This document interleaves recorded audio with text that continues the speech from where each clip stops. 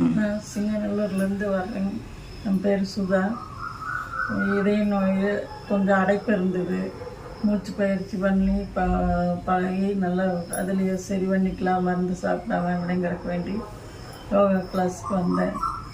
மூச்சு பயிற்சி பண்ணி 2 மாதத்துலேயே கொஞ்சம் வீசிங் வர்றதில்லை, மருந்து எடுக்கிறது இல்லைங்க. இப்போது அதில் இம்ப்ரூவ்மெண்ட்டாக இருக்குதுன்னு டாக்டர் சொன்னாங்க. அப்புறம் இப்போ கால் வலி கொஞ்சம் கம்மியாக இருக்குது.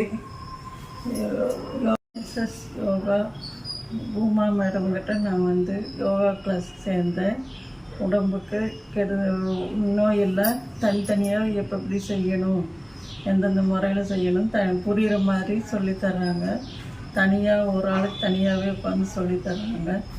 ஆன்லைன்லேயும் சொல்லித்தர்றாங்க. நல்லா புரியுது. ஒரு நோய்க்கு தகுந்த மாதிரி ட்ரீட்மெண்ட் கொடுக்குற மாதிரி சொல்லித்தர்றாங்க. அதையும் செஞ்சால் சரியாயிடுது.